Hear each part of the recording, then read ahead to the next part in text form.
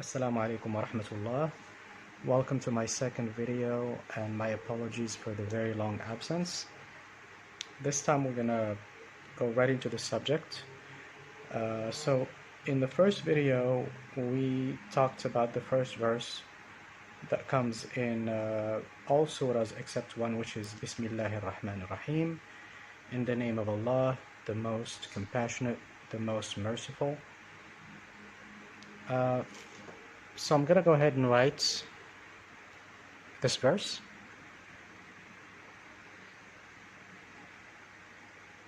Bismi Allahi Ar-Rahmani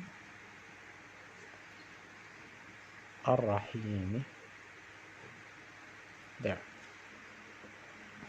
And last time we went over the first word, Bismi, and we broke it down into 3 letters, of course, and we talked about the movements, which are, some people call them long vowels. I like to call them movements just because they're not, when you say vowels, people think they're letters. They're not letters.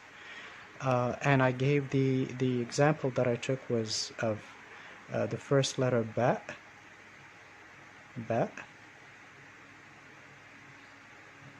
Quick review on the last video, and we talked about the fatha, dhamma, kasra, and sukun, and we said that each one of these movements have a sound.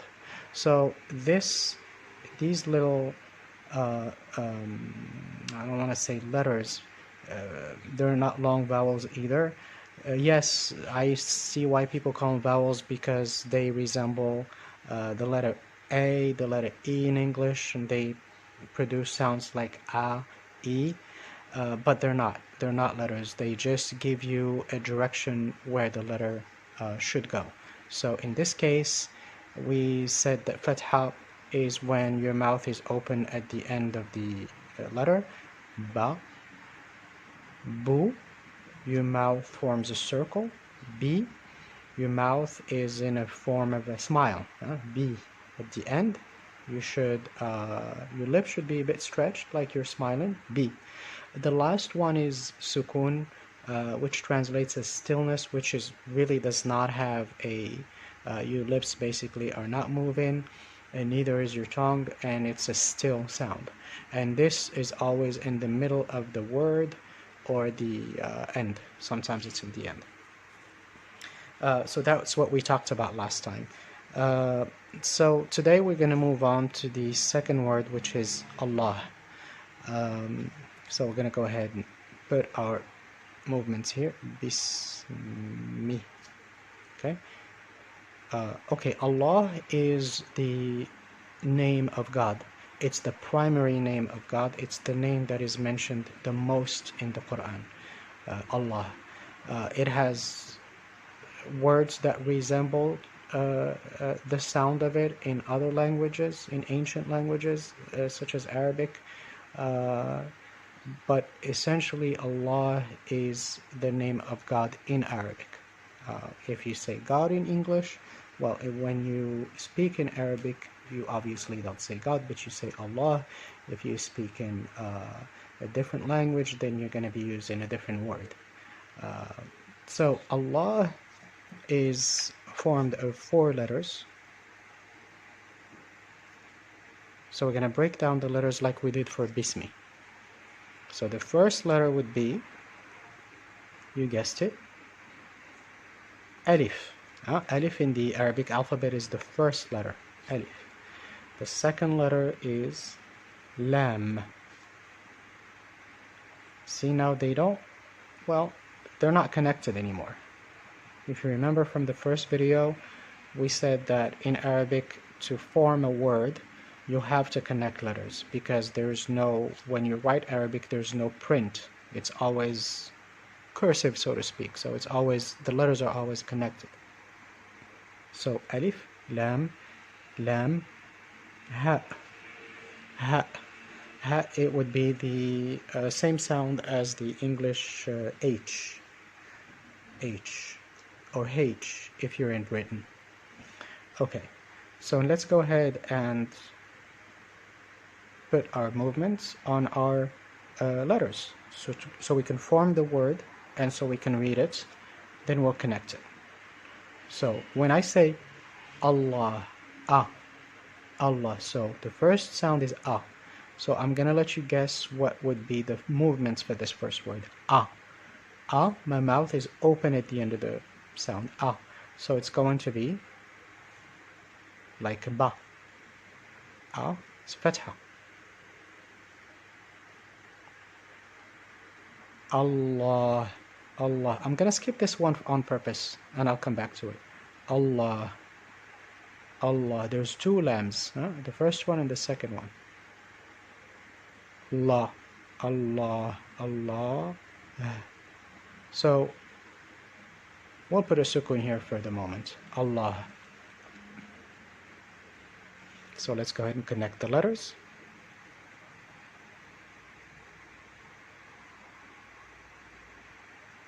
Notice this stays the same, this stays more or less the same, this stays the same. It's not hooked anymore because it's not a separate letter, now it's connected. This one changes completely. So the ha, or the sound H, changes, like many letters in Arabic, changes its form depending on its location in the word. So if the ha comes in the beginning of a sentence, it looks like this. If it comes in the middle of the sentence, it looks the same.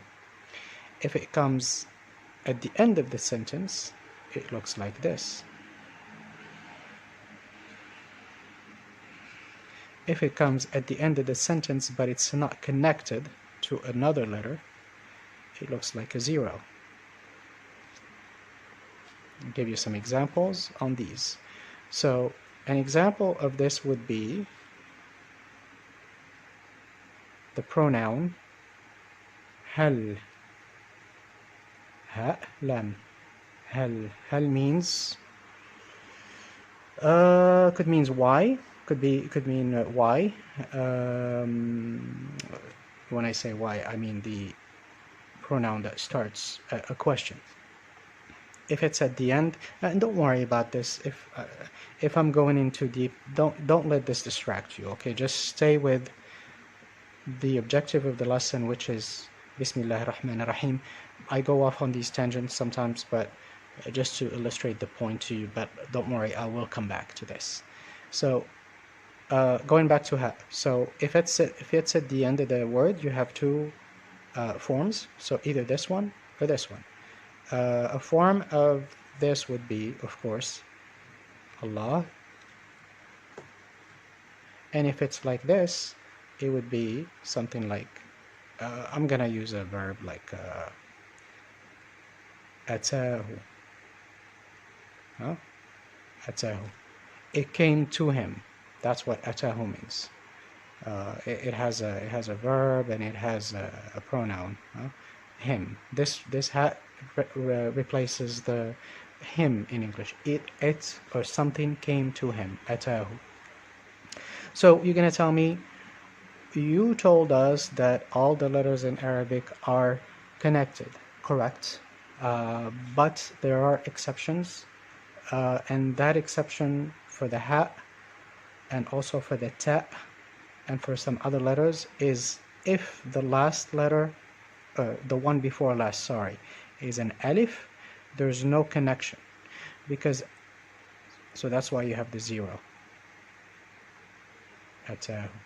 Why? Because the alif is never connected to a letter. You see, there's a gap here because I cannot connect the alif to the lam, just because think of alif as a standalone letter that is never connected to anything else. Okay, so let's go back to Allah. So we connected our letters here, so we're gonna go ahead and put the movements, harakats. Allah. Now, do you remember when I told you I'm gonna skip this guy? Okay, the reason why is because I have two lambs, two successive ones. I cannot have a movement on both, because the word would not make sense and it would be very difficult on the tongue to pronounce. So because you have two successive lams, only the second one is going to take a haraka, and this one here would be basically silent. So this lam, it almost like it doesn't exist. So because I have a double consonant here, okay, the second one in this case is going to take a shadda. So I'm introducing a new, this is not a movement, but think of it as an accent of sorts, okay, an accent. Not an accent as when you're speaking and you're from a certain region, you have an accent, but an accent that exists in, maybe not in English, but in other languages, where it comes to, it's added to a letter to give it a different sound or to give it an emphasis or stress. In this case, this is a stress, and this is called shadda. Shadda. Okay, shadda is because I have two lams, so one of them is going to take shadda. Why the second one? In this particular case, I'm going to give you another example, but in this particular case is because the first one goes with alif. Why? Alif lam in Arabic, alif lam is an article, is a definite article, like the, something that's known, as opposed to an indefinite one as a. If I said the lady, as opposed to a lady, okay? So alif lam is a definite article, and it always, you'll notice that the vast majority of words in Arabic will start with alif lam. And that's something anecdotal that you might be aware of, but because the Spanish language has a lot of roots in Arabic, you find that a lot of Spanish words will start with al. That is because the al that is in many Spanish words is simply the article that existed in its roots, or in its root word in Arabic, al. Okay, going back to Allah. Alif lam here is the article, and so since it is the article, and there is another lam right after this lam, only this one is pronounced, Allah. So I'm going to give you another example where this is pronounced, but not in Allah, of course, but in, for instance, al-qalam.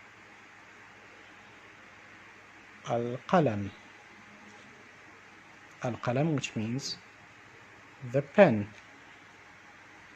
So I'm going to have you help me put the movements on this one. So we have our article, al, l.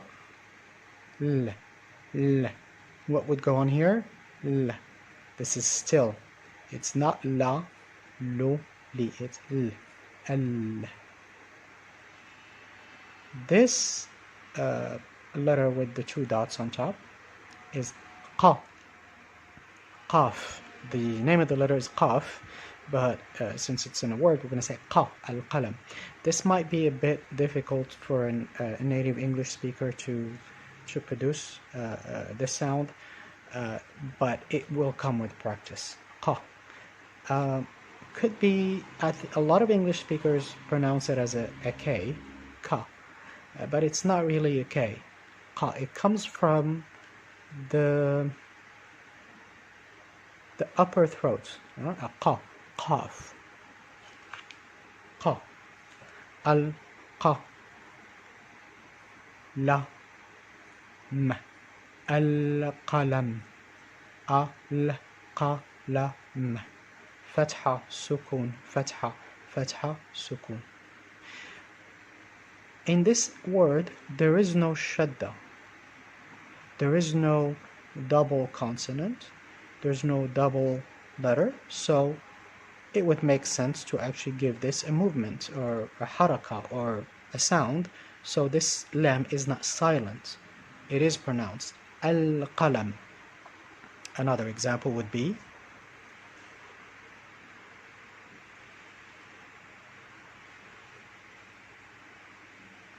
al-walad, which translates to the boy. And by the way, this is the pen because it's a definite article here. So help me put the harakats on al-walad. Al-walad. So go ahead and copy what's in here. It's always the same thing. Al. Just the article, like the boy. Al. Wa. What goes on here? Wa. Fatha, of course. La. Fatha. D. Sukun. So go ahead and read now. Al. Wa. La. D. Al-walad. Al-walad. Al-qalam. Al-qalam. Allah. Allah. Now, quick remark on the word Allah. Many English speakers would say Allah. Allah. And this is a mistake, and it's okay. It's okay. This is a very common mistake, and it's perfectly fine because one is always influenced by his or her native language, so it's okay to make these mistakes. And the word Allah is actually, the emphasis is on the last half of the word. So instead of saying Allah, say it's Allah. Allah. So what would be an example of this in English to illustrate this point? It would be like saying, you know what a bagel is? Yeah, everyone knows what a bagel is. It's basically like I don't know if it's a pastry, but it looks like this. It's basically bread. It's a bread in the form of a circle or a zero. You can make sandwiches with it and whatnot. So a bagel, in English, the emphasis is on this syllable, not this one.